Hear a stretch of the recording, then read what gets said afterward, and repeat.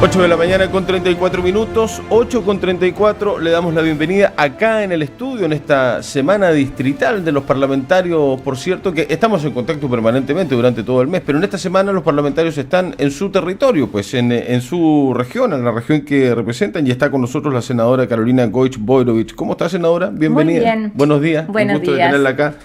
Estábamos hablando fuera de micrófono de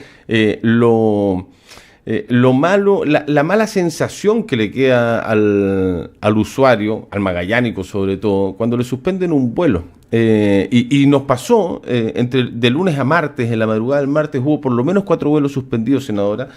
Los parlamentarios también fueron protagonistas de sus suspensiones. Usted también. Llegué media resfriada de tanto esperar. Exactamente. Pero días. esa sensación, y uno ve, y JetSmart llegaba, y Sky igual llegó, pero LATAM no despegaba ni aterrizaba. Y la sensación es aún peor, porque ya que te suspenden un vuelo es muy fome, por decirlo de alguna forma, pero la sensación es aún peor cuando uno pide explicación y le dice tiene que llamar al call center, y en el call center es tan impersonal tampoco, y no hay respuestas que uno lo satisfagan, ¿no? No, la verdad es que uno dice aquí es el abuso de su posición casi monopólica. Eso es evidente, porque si hubiera competencia, si hubieran alternativas, yo te apuesto que estas cosas no se darían.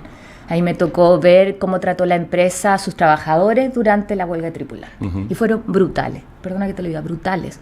O sea, demolieron el sindicato, dispuesto a dar un montón de beneficios por el lado con tal de que un sindicato bonito, de gente joven, que tenía la mayor parte de la gente agrupada, no se fortaleciera. Entonces uno dice, allá atrás hay una mirada que aquí se expresa en abuso. Uno entiende que hay condiciones climáticas. Sí. Yo llevo viajando más de 12 años, sí, me comprenderás que claro. Me ha pasado muchas veces, pero avisar con tiempo parecía un chiste de mal gusto. Los mensajes nos llegaban cuando ya nos íbamos de vuelta. Entonces, claro, te decían, le mandamos un mensaje a su mail, pero nos avisaron a las 4 de la mañana y el mensaje llega a las 4:30, 4:15. ¿Qué cuesta? ¿Qué cuesta el poder adecuar? Yo no tengo queja, yo puedo volver, tengo dónde llegar, pero mucha gente que venía de combinaciones, que no tiene dónde estar en Santiago, la gran mayoría, que ¿no? La pasa pésimo. Sí. Entonces uno dice un mínimo de consideración. Y lo que me parece más grave, lo más grave de todo, Mauricio, es que se canceló el vuelo. Entonces, ¿qué sucedía antes? No que se haya ocurrido se horario, postergaba, ¿no? Entonces Exacto. Cuando estaba la pista en condiciones, porque el tema era que la pista estaba congelada, cuando estaba en condiciones salía a la primera hora de la mañana, que fuera posible. En cambio acá se canceló. Eso significa que LATAM se ahorró el vuelo. Se ahorró el vuelo y los pasajeros tuvimos que repartirnos en los espacios que quedaban en los siguientes vuelos, que estaban bastante colapsados. Sí. Entonces uno dice acá, el negocio para la empresa a costa de los usuarios. O sea, ganó un vuelo. Y probablemente, yo hablo lo que pasó por el mío, pero tampoco hubo un vuelo adicional. ¿Qué es lo que corresponde? Si cancelas 4 vuelos, pon un vuelo extraordinario para que la gente pueda llegar antes. Pero muchos probablemente vienen viajando recién ahora. ¿Quién te paga el costo de eso? De la reunión donde dejaste de ir, o lo que tenías que hacer con tu familia, o un día de vida que tenías considerado tú que fuera en Punta Arenas. Bueno, debiese en justicia pagarlo a la empresa responsable, ¿no? Efectivamente. Pero nunca se ha podido llegar a eso. Efectivamente, entonces aquí uno dice, nosotros establecimos una regulación, pero no puede ser que siempre sea contra la ley. Y estén buscando el lado, o sea, que contra la ley que se cumpla algo que para mí es básico de respeto a los consumidores. Es una cultura de respeto a los consumidores y me parece que aquí hay ya argumentos más que suficientes para considerar ciertas regulaciones especiales, sobre todo en zonas como la nuestra, que quedamos aislados, que dependemos finalmente del servicio de una empresa que es prácticamente la única. Uno dice, está Sky, pero no es efectivamente competencia. ¿Por qué no es competencia efectivamente? Porque no tiene la misma disposición de vuelos, te fijas, no es el mismo tamaño de la empresa. Siendo que igual aterriza cuando no aterriza LATAM, despega cuando no despega. Ahí hay preguntas que a uno le quedan, y uno dice ¿por qué? Porque una línea aérea lo puede hacer, o sea, yo entiendo que aquí todos los temas de seguridad están normados por la DGAC, no despega ni aterriza un vuelo si es que hay condiciones de riesgo. Claro. Eso no depende de la empresa, sino que depende de Aeronáutica Civil, que es la que tiene el rol, ¿no es cierto?, administrar, en este caso, los terminales aéreos, los aeropuertos. Pero a mí me quedan muchas preguntas. Yo lo que sí voy a hacer es la consulta, la presentación en el CERNAC, me parece que es lo mínimo que uno tiene que hacer. Ahora, mucha gente le decía, si le pasa a usted, bueno, para para esto uno es una persona más. Tal cual. No hay ni un poder de influir y me parece muy bien además que así sea, que uno esté sujeto a las mismas condiciones. Sí, pero sí se nota más cuando le toca a cualquiera y parece que esa es una situación para tomar en cuenta. Frente a la TAM somos todos iguales. No sé si del presidente para abajo, pero de alguna autoridad para abajo, ¿no? Por lo menos aquí en Magallanes sí. Sí, somos todos iguales. Y eso es una tremenda ayuda para darse cuenta de lo que pasa y poder hacer algo, no ponerle coto. Yo no sé si habrá alguna forma de ponerle coto o cambiar las condiciones, senadora. Se ve difícil. Es muy difícil porque nosotros dependemos de la TAM, lamentablemente. Cuando tienes que viajar, las alternativas de vuelo están ahí. No tenemos otra posibilidad más que la vía aérea. Por eso te digo que hay condiciones especiales acá que yo creo que justifican una regulación distinta.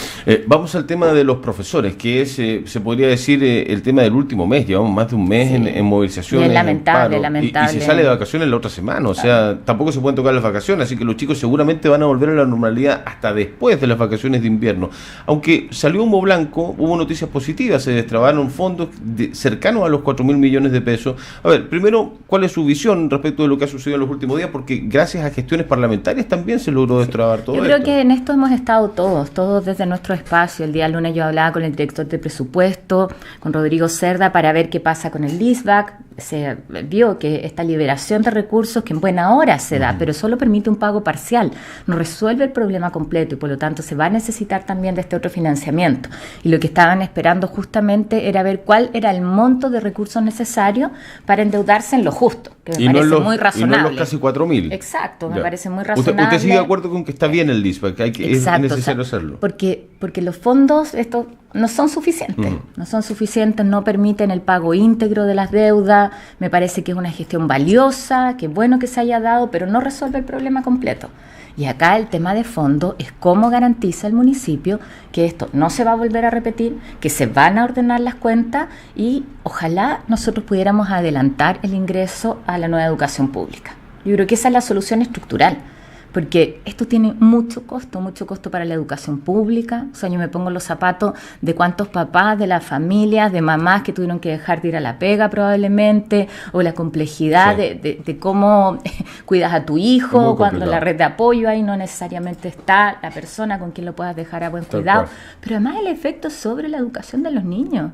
Si esto no se recupera, eso tiene un costo. Entonces es legítimo que los profesores se movilicen, pero me parece que ya se han dado paso para que efectivamente se encuentre una solución, porque si no esto perjudica el sistema completo. A mí lo que me gustaría es que a partir de esto haya un plan muy transparente de cara a toda la comunidad educativa, que conozcamos todos cómo se va a dar, para ordenar las cuentas, para sanearlas, para garantizar que esto no se vuelva a repetir, que se cubra además el financiamiento de las deudas que se adquieren, porque eso es el LISBAC, que es un endeudamiento que tiene que cumplirse en términos de los pagos que están comprometidos, pero sobre todo el que podamos adelantar la entrada en vigencia de la nueva educación pública, la desmunicipalización, para decirlo en simple, aquí en la región. O sea, esa es como la nueva meta que se ha planteado o la mejor salida, por decirlo de alguna forma. Ayer, por ejemplo, el senador Bianchi decía, esto es como lavarse las manos, tratar de adelantar la desmunicipalización. Igual hay que esperar hasta el 2022. O existe el camino de que se pueda hacer antes. Es el 2022, ahora eso requiere una preparación. Lo peor que podría pasar, y lo dijimos en la discusión, es que los alcaldes aquí se endeuden, dejen la escoba, para decirlo en simple, presupuestariamente, porque, bueno, se va a hacer cargo otro. Y vienen otras administraciones. Lo que se requiere es que se entregue la casa ordenada para efectivamente poder partir un proceso en limpio. Ahora, eso que se adelante, que es parte de lo que le hemos pedido al ministro, al subsecretario, al mismo alcalde, el que todo este programa de acompañamiento previo permita ordenar, garantizar el buen uso de los recursos, el buen funcionamiento de la educación pública en nuestra comuna y adelantar el proceso de desmunicipalización, que es la solución estructural que se requiere. O sea, no es casual que hayamos aprobado esa ley, que haya sido una de las prioridades del gobierno pasado. O sea, que hay una situación que es insostenible y que era insostenible. O sea, finalmente se entiende de que el tema es de fondo, es estructural y que no va para más, porque ya colapsó. Llegó un momento en que ya no hay vuelta atrás, ¿no? Exacto, y por eso te digo, hoy día, y yo me alegro que todos hemos respaldado en gestiones, en mi caso con el ministro del Interior, con el mismo ministro de Educación, con el director de presupuesto, con la Contraloría, todos queremos que se solucione la crisis. pero que se den las garantías para hacer las cosas bien. ¿Con los profes? ¿Con los profesores? También hemos estado en contacto con los apoderados, te dejas a disposición, si eso es lo que uno tiene que hacer en este tipo de conflictos. Hoy día votan, además, a ver si vuelven o no vuelven a clases. Ojalá se puedan retomar las clases, yo creo que eso es sano para todos, con condiciones que den garantía, pero además el decir que yo creo que frente a estas situaciones lo que tiene que estar, para nosotros, lo que tiene que guiar las actuaciones son los niños, es la educación, son los profesores, y yo creo que eso es lo que corresponde, más que tratar de sacar ventaja política de una cosa tan delicada. ¿Qué cree que va a pasar en los próximos días? Bueno, ojalá que se ponga la movilización, buenos que deseos, prime el diálogo, claro, eso es lo que uno quiere, y la disposición además de hacer el seguimiento también a los compromisos, que es lo que nos corresponde. Estoy buscando, por eso no la estaba mirando, senadora, pero justamente acá la tengo, es una noticia que ha golpeado, por decirlo de alguna forma, de lo ya golpeada que está la Iglesia Católica. No sé si me puedes pinchar acá un poquitito, Rodrigo, es la página de la Iglesia, iglesia.cl, y dice: el Papa aceptó renuncias del obispo Alejandro Goich y Horacio Valenzuela, también se lo pregunto por su cercanía, claramente. El Papa Francisco nombró administrador apostólico de Rancagua a Monseñor Fernando Ramos y administrador apostólico de Talca a Monseñor Galo Fernández. ¿Cuál es su opinión, senadora, de lo que ha pasado, lo que está sucediendo, las denuncias que salen, no sé si todos los días, pero bastante seguido en las últimas semanas, sí, ¿no? Está o sea, en un momento muy crítico la Iglesia. Es una situación dolorosa también como creyente. Creo que esto además tiene que transformarse en una oportunidad de tomar decisiones radicales, si no puede ser. A todos nos duele lo que vemos cuando se encubren a delincuentes, delitos, de eso estamos hablando. Y creo que es esperanzador que el Papa haya reconocido el error que cometió cuando vino a Chile respecto al obispo Barros, ¿no es cierto?, de respaldarlo, y haya abierto un espacio que tiene que ver con conectarse directamente con las víctimas. Yo como católica espero que las víctimas estén primero. Usted se ha juntado con ella, yo vi algunas fotos. Yo he trabajado hace mucho rato, en el caso de James Hamilton. Además él fue un tremendo apoyo en campaña. Viene Vinca Jackson, de hecho, mañana. El viernes, tenemos una actividad con el tema de imprescriptibilidad de los delitos de abuso, que es algo por lo cual yo me he jugado, porque creo que es lo que tenemos que hacer, tiene que ver con la sociedad que queremos construir. O sea, las víctimas, cuando hablamos de niños, tienen que estar primero, y no puede ser que no se pueda perseguir penalmente a quién fue el agresor, a quién fue el abusador. Además en condiciones muy complejas, porque los niños no se dan cuenta que están siendo víctimas de un delito. Entonces eso hace, después, ¿no? Claro, están inmersos en una relación además donde hay afectos, donde muchas veces son personas cercanas, cuántas veces son familiares. Entonces, claro, en la iglesia uno dice el obispo o el cura, el sacerdote, era una persona que uno miraba con admiración, ¿no es cierto? Por eso duele mucho más el abuso de poder que hay detrás de eso. Pero yo espero que esto signifique cambios significativos, o sea, de verdad dar garantía, primero que de donde hay delitos estos se tienen que investigar, creo que en eso no pueden haber dos lecturas, y cómo garantizamos una iglesia que se abre. Yo creo que es muy valioso el que se le está dando espacio a las mujeres también, donde las mujeres están a la par, ¿por qué no? Creo que pueden ayudar mucho además con su mirada en enfrentar estos conflictos. Sería una tremenda muestra de la iglesia también, ¿no? Exactamente, o sea, modernizarse, pero además aquí lo que hemos visto a todos nos sorprende, y nos sorprende cada día más. 2 palabras respecto de mi tío, no voy a eludir la pregunta, transmitirle todo mi cariño, hemos estado muy en contacto.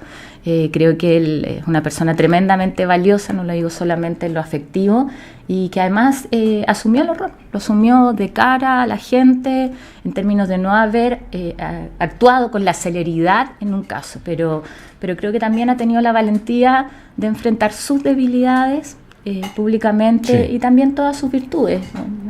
El cariño, el reconocimiento de la gente, yo creo que permanece. En esas conversaciones, no le voy a preguntar detalles de la intimidad de las conversaciones con su tío, pero en esas conversaciones él se ha mostrado sorprendido con lo que ha sucedido, como que yo creo que muchos acérrimos católicos están choqueados, ¿no?, con lo que ha sucedido en los últimos años, pero además cuando uno ve desde afuera este tema, dice que habían sensaciones de los propios católicos, decir, bueno, ahora sí se viene un cambio profundo, al parecer esa era la sensación, pero hoy día no tienen esa misma sensación, al parecer, senadora. Sí. Bueno, yo creo que aquí... O los cambios tienen que ser mucho más pausados de lo que esperan. Yo creo que se requieren cambios sustantivos, creo que es la única forma. de recuperar además credibilidad en un camino muy, muy difícil. Si lo que se ha conocido es mucho, es mucho. Yo creo que todos nos quedamos con esa sensación. No es un caso aislado. Y son muchos años de haber tapado, de haber encubierto, de haber protegido. Es un tema estructural también, ¿eh? Entonces, qué bueno que hoy día se dé esto, qué bueno.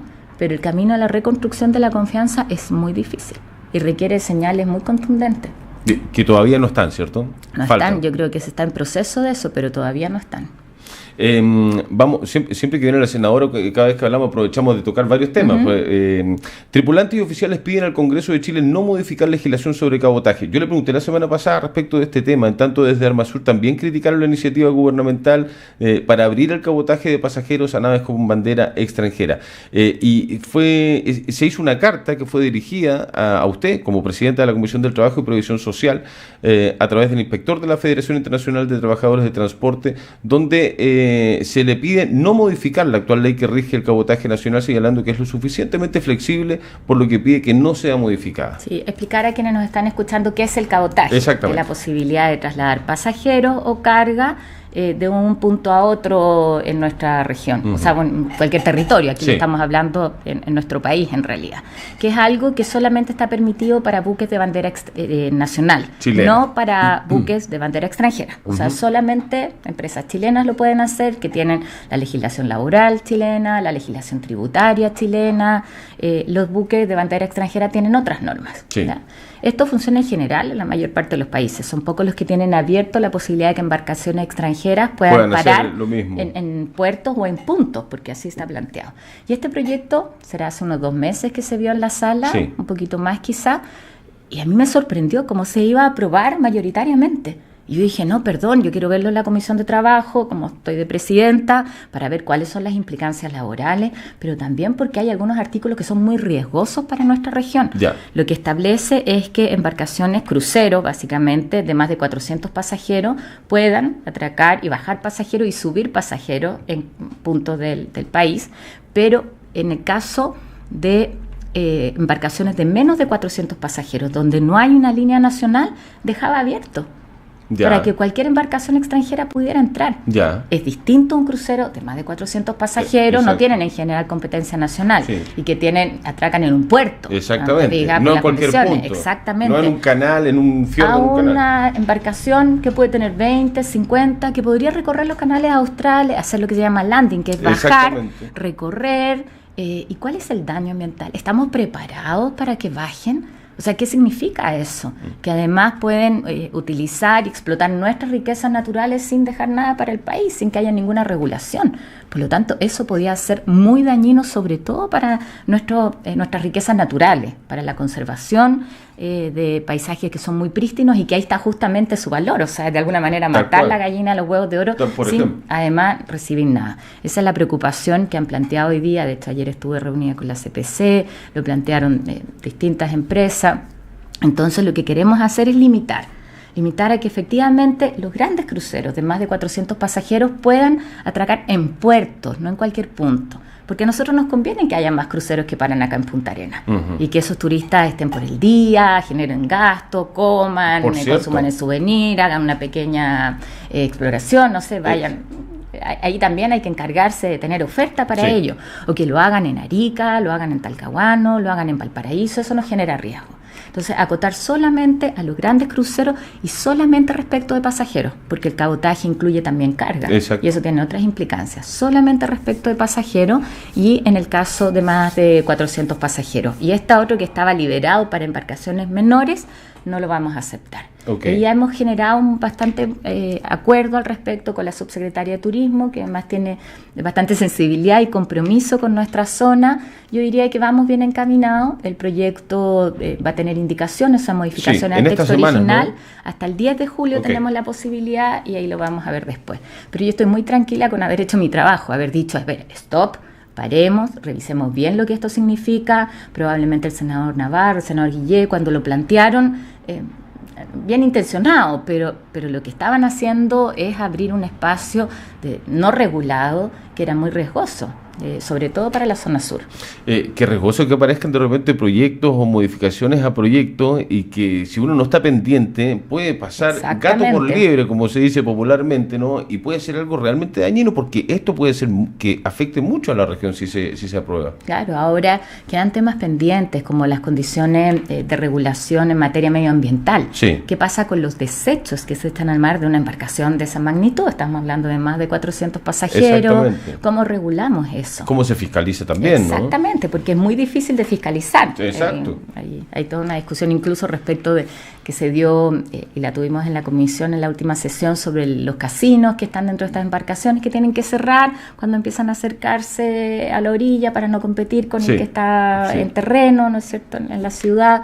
Pero yo creo que vamos bien encaminados, así que transmitir esa tranquilidad. ¿Infiscalizable un casino que viene en un crucero? Exacto, pero por eso tiene que cerrar, porque uno lo que hace cuando está en el mar y otro es lo que hace cuando está bajas a tierra, efectivamente en el puerto. Exactamente. Senadora, las dos últimas cosas, porque se nos acaba el tiempo. Ya le voy a preguntar de la actividad que es mañana, porque mañana viene... Vinca Jackson. Vinca Jackson, exactamente. Ya le pregunto de ella. Respecto de los proyectos, respecto de, justamente con ley de cabotaje que está relacionado, está vinculado, la noticia de la semana ha sido cómo se potencia Puerto Williams, los territorios subantárticos y por ende la Antártica, por cierto.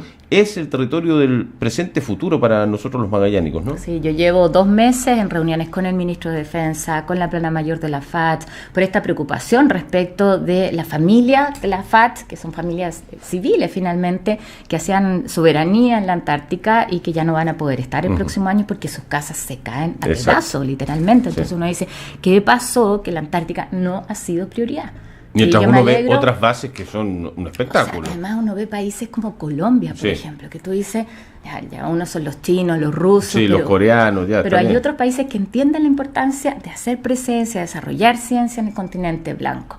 El 70% de las aguas del planeta, respuesta a los temas de cambio climático, en fin, te podría dar muchos argumentos de la importancia de desarrollar la ciencia, también la oportunidad del desarrollo del turismo, y nosotros lo vemos en la región, un turismo que es regulado, o ser plataforma de servicios logísticos. Tú sabes que me contaban que los norteamericanos y los ingleses querían comprarnos a nosotros los servicios logísticos y destinar sus buques solamente a investigación, porque gastan mucho en traslado de materia prima, de insumos. Eso es una oportunidad de negocio, pero para eso necesitamos mejores puertos en Punta Arenas, en Puerto Williams, necesitamos capacidad de servicio, una regulación especial, que es lo que comprometimos ahora, un estatuto antártico que vamos a discutir en el Parlamento, que está detenido, lo vamos a sacar adelante para tener una regulación especial, sobre todo en el trabajo con los operadores antárticos. Sí, yo me alegro mucho de que se le esté dando prioridad a esto. Lo que yo planteé es que tengamos un plan especial de desarrollo antártico, así como el plan de zonas extremas. Me alegro que el intendente lo haya defendido también, la idea que propuse la semana pasada en el Parlamento,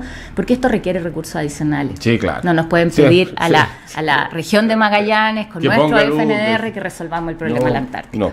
Lo último, senadora, mañana, Vinca Jackson, el viaje, ¿a qué viene? ¿Dónde es la actividad? ¿Qué se va a hacer? Hay una actividad que han organizado aquí un grupo de la sociedad civil. Me pidieron apoyo para poder traer a Vinca Jackson, con quien yo he estado trabajando codo a codo. Ya la próxima semana, el martes, se vota en la sala en general el proyecto de imprescriptibilidad de los delitos de abuso de menores, y yo creo que va a salir adelante con una votación ojalá unánime. Ojalá. Después tenemos que empezar a discutir en detalle sobre todo la retroactividad. Ese es el tema que viene, porque esto es de aquí para adelante. Pero ¿qué pasa con la gente que hoy día tiene que tener el derecho a perseguir penalmente a quien abusó de ellos cuando niños?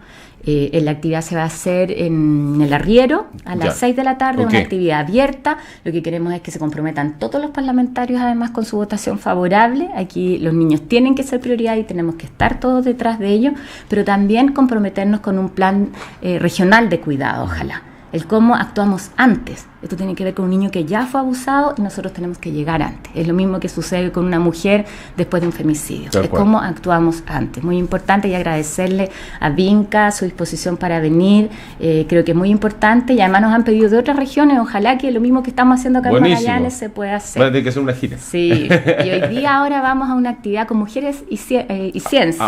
Ahora vamos a estar en el José Nogueira. También me alegro mucho de eso, porque al alero de la Comisión de Futuro, el Congreso del Futuro que hacemos todos los años. Una maravilla. Yo soy la única mujer en la Comisión de Futuro, así que lo que queremos hacer es instalar esta discusión de las mujeres y el futuro. como para los desafíos que tenemos como humanidad. Necesitamos la participación de las mujeres, que además está decirte, esto da para otra conversa, sí, absolutamente. Los subrepresentadas que están en el mundo de la ciencia. Y cómo desde niños instalamos eso. Tú sabes que en cuarto básico no hay diferencia entre el rendimiento de los niños y las niñas en matemáticas, en ciencia, en las materias más tecnológicas. Pero 3 años después tú ya tienes 19 puntos de diferencia. O sea, ¿qué pasa ahí? ¿Qué pasó en esa brecha? Claro, la brecha se genera ahí y tiene que ver con cómo actúan los profesores, con los estereotipos que tenemos instalados, nuestras formas entornos, culturales. Nuestros ambientes, exactamente. Así que hay todo un tema e iniciamos aquí la discusión en Magallanes y en agosto queremos tener un diálogo a nivel nacional, pero partimos acá. Qué bueno, me alegro mucho. Senadora, un gustazo haberla tenido esta mañana con nosotros. Muchas gracias. Muchas gracias de habernos acompañado y que le vaya muy bien, que tenga una buena jornada. Gracias. Las 9, nos tenemos que ir a la pausa. Volvemos en unos segundos. Muchas gracias.